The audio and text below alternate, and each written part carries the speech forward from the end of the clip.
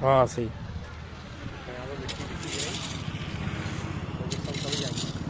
सब दो जाएगी, सही बात।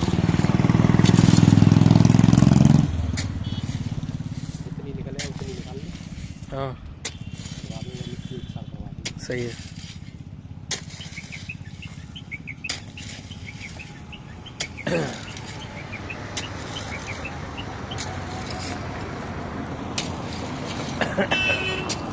रोड़ी बहुत निकलेगी इसमें। हाँ है 50 रुपये किलो हो रही है। हाँ।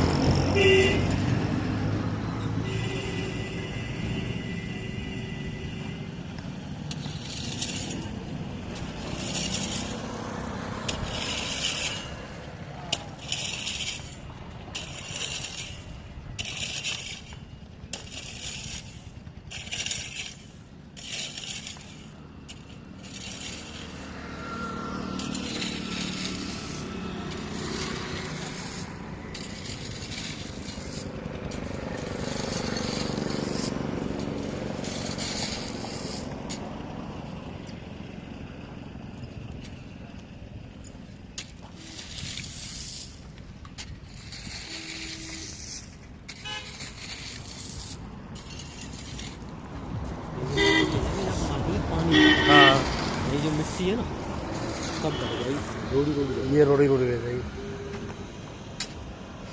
कढ़ाई मारी, तारे मांगे सही है, सही है। राख मिट्टी सब निकल गई।